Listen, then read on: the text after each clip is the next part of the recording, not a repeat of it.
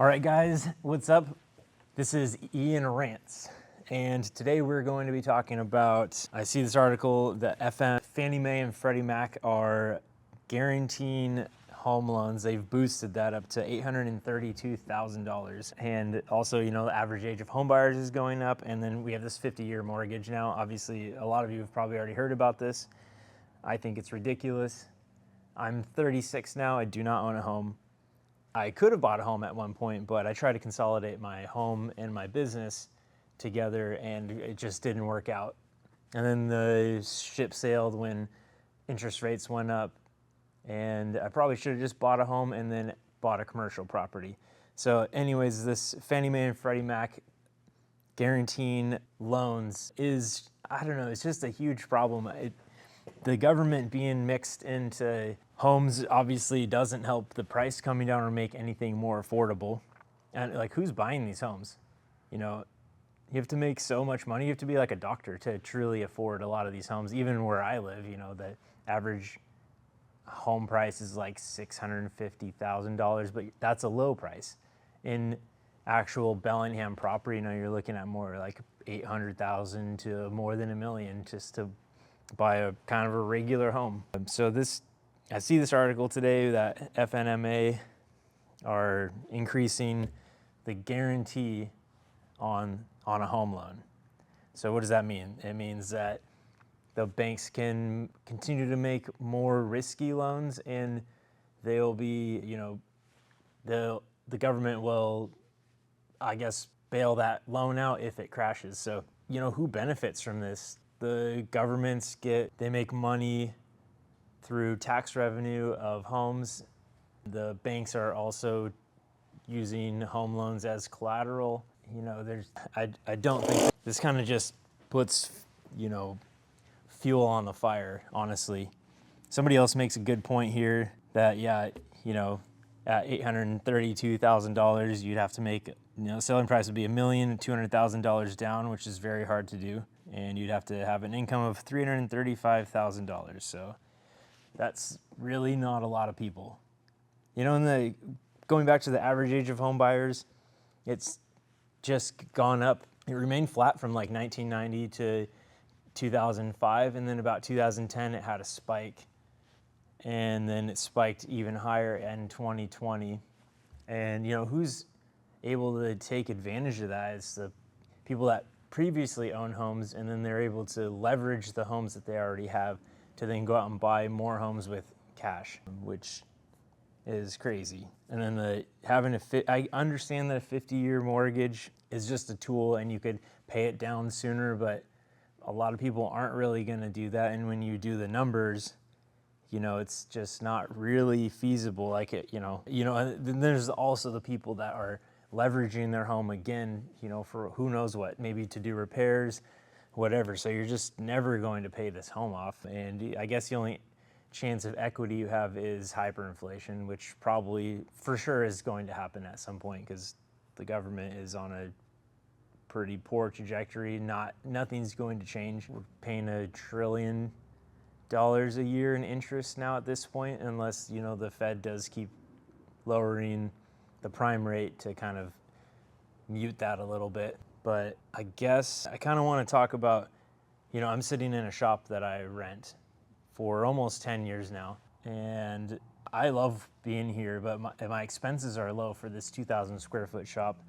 And including the place I rent, I've been renting for 10 years where I live. And I'm lucky to have a really fantastic landlord. I do the upkeep on the house, but she's not raised rent on us in the last 10 years. Rent does go up here though, but I don't really have a problem with that because I'm able to do so much here, and this is actually an opportunity that I otherwise would not have had. But also I'm not like other people where I feel like I have to have a house. I don't care about building equity because my home's my home. It's not a way for me to make money. I want to create value. That's not really a value creation proposition for me. So I don't have FOMO of I need to get in right now so I can start building equity. I would prefer a 15-year loan, but that's also difficult to do right now. And I am not rushing to buy a house because it's just going to take away from my opportunity cost. If my home expense increases, then, I bought $14,000 worth of lumber this year. That would have cost me about $40,000 if I had bought it through a distributor, but I found a logger and I was able to negotiate a price with him for just a truckload of logs, which are way better lumber than I would get through my distributors too. I knew the history of the logs. I could tell that they're 130 years old. Then I went and worked with some sawyers, and it took about 5 days. And I have way more lumber than I've ever had before, and I own it all outright. And now it's just like, how much can I produce with it at this point? So my point with that is, if I rushed in to buy a house, or even rushed in to buy a commercial property, which is even harder because you're always on a variable rate with that, then my expense goes up way more. I'm pretty sure that if I wanted to actually own a business property in Whatcom County, that I would have to have employees. And I'm just not ready to have employees. I've had employees in the past just to help with a large job, which actually was my brother, so I don't know if he's really an employee, but I don't want the stress of being stretched too thin, and I want extra cash to be able to do new things if I need to, buy new tools. I bought a CNC machine. I restore and build historic wood windows, but I'm trying to diversify a little bit. So I'm kind of hoping the CNC machine will be something that I can just make wood products and sell them online, which is also why I'm a fan of tariffs, because, it kind of it opens the market up a little bit more to make us more competitive. But maybe that's another day. So yeah, I saw this article today. I was not surprised to see it at this time with the way the housing market's going. People are really resisting the capitulation of lower prices. There's many people that have multiple homes, rental homes, whatever, and they do not want to let them go until they're forced to. So we'll see how long that takes for that point to get reached. But I really hope the 50-year mortgage doesn't happen. I think it kind of goes with the penny. The talk I did yesterday, where us getting rid of the penny is just sort of this huge red flag to what's been going on for the last 40, 50 years. And same with the 50-year mortgage.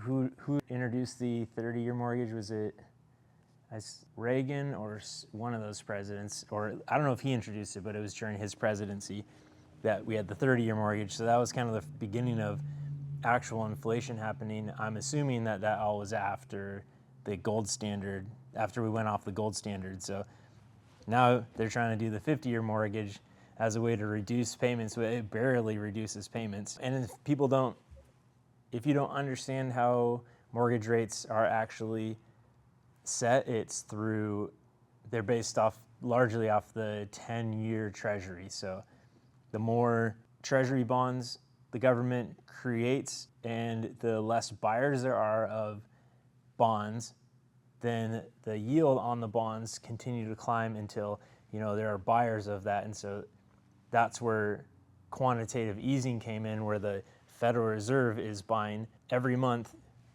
treasuries and mortgage-backed securities to suppress mortgage rates, and then allow more lending by buying the securities from the banks. So, this is a rant, so I'm definitely all over the place. I think about this stuff all the time. It kind of drives me nuts. At some point I had to just accept that, okay, I'm not going to get a house right now, and really the only option I have is to make more money, to be able to afford a house or to be able to afford a commercial property. So what options do I have?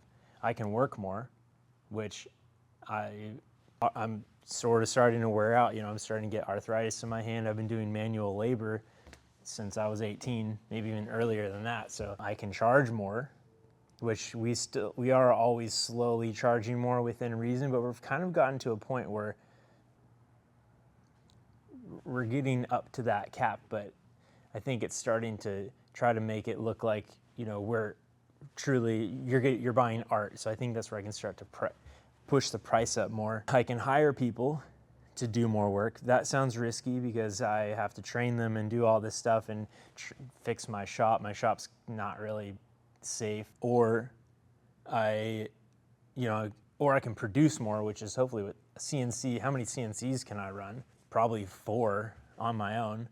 Then I need to actually have selling for that. So kind of that's my option right now, I think, or the way I'm seeing things is to produce more, but with CNC machines. You know, the other thing too is like reducing my cost, but it's so negligible. Even though my lumber is, you know, a quarter of the cost of what it would have costed me to buy all of that, you know, I still have to do something with it. And yeah, that's about all I got. Thanks, guys. Actually, and you know, let me know what you think about this loan guarantees from FNMA and Freddie Mac, or even the 50-year mortgage, how you feel about that. I actually should look up if it's still going on. And, you know, statistically, well, I don't know who's going to be watching this if you're my age, you know, what boat you're in. So let me know what you guys think in the comments. That's all I got for you right now. So thank you.